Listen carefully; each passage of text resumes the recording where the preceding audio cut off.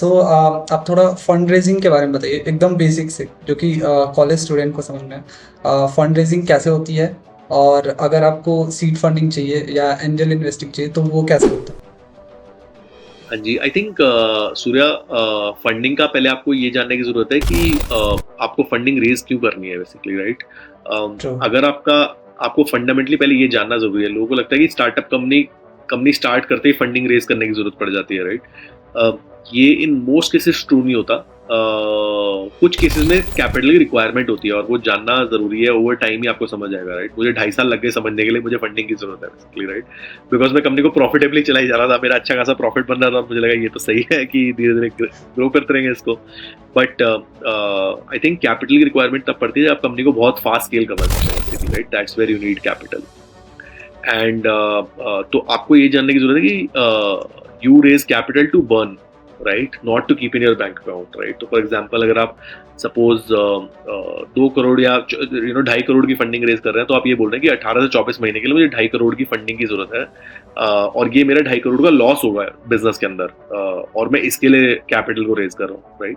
तो इसका मतलब है कि मैं बोल रहा हूँ हर महीने में 10 लाख का लॉस करूंगा on an average for 2.5 crore to last for me for 18 to 24 months या 24 months basically, right? तो you typically raise capital to burn money. लोगों को लगता है you just keep capital ऐसे ही रखनी होती है, basically raise करनी होती है। Typically 18 से 24 महीने के लिए रेज की जाती है, और जो कैपिटल आपको लगता है कि आपका लॉस होगा वो आप कैपिटल रेज करते हैं इन्वेस्टर से। आप ज्यादा कैपिटल रेज 5 साल 6 साल के लिए नहीं करते, वरना आपकी कंपनी डाइल्यूट बहुत ज्यादा हो जाएगी, right? Typically capital multiple stages पर रेज की जाती है। प्री सीड का मतलब होता है, प्री सीड एक राउंड होता है। प्री सीड का मतलब जब आपका प्रोडक्ट रेडी नहीं है और आप उससे पहले कैपिटल रेज कर रहे हैं, बिकॉज आपको लगता है कि बिजनेस ऑटोमेटिकली कैपिटल इंटेंसिव है, कि आपको स्टार्ट करने के लिए कैपिटल चाहिए। सपोज आपको एक फैक्ट्री लगानी है, तो फैक्ट्री में तो कैपिटल लगेगा ही लगेगा, तो वो प्री सीड राउंड रेज करना पड़ेगा, राइट? या आपको बहुत ही सोफिस्टिकेटेड एआई बनानी है जो 2-3 साल बनने में लगेंगे और उसके बाद ही आप वो पैसा कमाएगी, तो उस केस में आप प्री सीड राउंड रेज करते हैं, राइट? हमने जो रेस किया वो सीड राउंड होता है, जहाँ पर थोड़ा बहुत प्रोडक्ट बिल्ड हो चुका है, थोड़ी ट्रैक्शन आ चुकी है, और अब यहाँ पर इन्वेस्टर्स आके कैपिटल डालेंगे ताकि कंपनी ग्रो कर पाए और नेक्स्ट राउंड रेस कर पाए। सीरीज ए होता है जब कंपनी और ग्रो कर जाती है। सो प्री सीड के राउंड टिपिकली छोटे होते हैं। टिपिकली आप देखेंगे 50 लाख से 2-2.5 करोड़ के आसपास के राउंड रहते हैं। सीड जो राउंड होते हैं वो टिपिकली 1.5 करोड़ से 5 करोड़ 6 करोड़ के आसपास रहते हैं। फिर सीरीज ए के राउंड आते हैं, वो 6 करोड़ 7 करोड़ से लेके 20 करोड़ 25 करोड़ के आसपास रहते हैं। और फिर सीरीज बी के राउंड रहते हैं, वो 2 मिलियन मतलब 14-15 करोड़ से लेके 35 करोड़ 40 करोड़ 50 करोड़ के फंडिंग के राउंड रहते हैं। और फिर इसी लॉजिक से series C D E F चलते रहते हैं बेसिकली, राइट? हर राउंड में जब भी कोई इन्वेस्टर पैसा डालता है, वो उसके हिस्से में, उसके एक्सचेंज में आपसे कंपनी की हिस्सेदारी मांगते हैं, उसको इक्विटी बोलते हैं, राइट?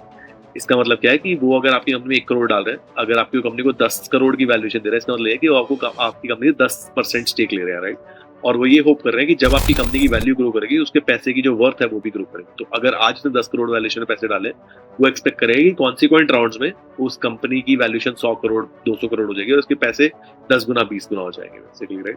टिपिकली जो इन्वेस्टमेंट्स होती है जो स्टार्टअप्स में जाती है, वो इक्विटी की एक्सचेंज में जाती है। There are other means to raise capital also, debt भी होता है, पर मैं उसके भी डेप्थ में नहीं जाऊंगा। टिपिकली इक्विटी की एक्सचेंज में दी जाती है, जिसका मतलब ये है कि फाउंडर में के पास अगर कोई पैसा डाल रहा है, वो इन्वेस्टर एक्सपेक्ट नहीं कर रहा है कि फाउंडर उसको रिटर्न करेगा, ठीक है? तो वो एक्सपेक्ट कर रहे हैं कि वो फाउंडर बिजनेस में इन्वेस्ट करेगा और क्वाइट लाइकली पैसा लूज होगा, बट अगर कंपनी की वैल्यूएशन ग्रो करेगी तो उसके पैसे कंपनी की वैल्यूएशन की ग्रोथ पे उसकी कैपिटल की वैल्यू ग्रो करेगी, राइट? इसको एंजल इन्वेस्टमेंट बोलते हैं या वेंचर कैपिटल बोलते हैं basically, so that the company valuation grows over time, right? And investor typically पैसा तब कमाता है जब कंपनी की वैल्यूएशन ग्रो करेगी। तो या तो नेक्स्ट राउंड के जो इन्वेस्टर्स हैं वो पुराने इन्वेस्टर के शेयर बायबैक कर लेते हैं एट अ हायर वैल्यूएशन, तब पुराने इन्वेस्टर के पैसे बनते हैं। इसको बोलते हैं सेकेंडरी शेयर बोलते हैं। दूसरी तरीके से जब किसी इन्वेस्टर के पैसे बनते हैं, वो ये कि कंपनी बिक जाए।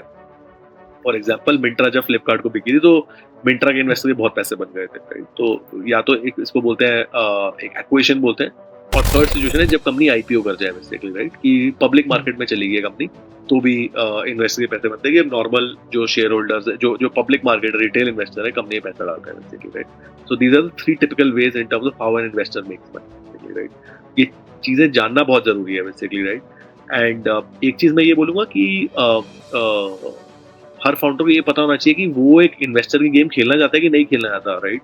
अगर उनको लगता है कि वो एक बूटस्ट्रैप अपना खुद का पैसा डाल के एक बिजनेस को प्रॉफिटेबली सस्टेनेबली ग्रो कर सकते हैं और 100% अपनी कंपनी की हिस्सेदारी रख सकते हैं, तो वो भी एक बहुत ही सही तरीका है बिजनेस रन करने का, राइट? और एक एक मिसकंसेप्शन आ गया लोगों का कि सिर्फ पैसा ही रेज करके बिजनेस बनता है। आप अपना खुद का पैसा डाल के भी बिजनेस रन कर सकते हैं। मैंने ये खुद 2.5 साल किया है। पर अगर आपको लगता है कि बहुत फास्ट ग्रो करना है, स्केल करना है, और वही सिचुएशन में मोस्टली इन्वेस्टर्स पैसा डालते हैं, तब आपको एक्सटर्नल कैपिटल की जरूरत है, जहाँ पर आपको इनिशियल इन्वेस्टमेंट बहुत ज्यादा है, बट कंपनी 8-10 साल 15 साल बाद प्रॉफिटेबल बनेगी। वो एक लॉन्ग टर्म विजन लेके आप कंपनी को ग्रो करो। That is how investment works fundamentally.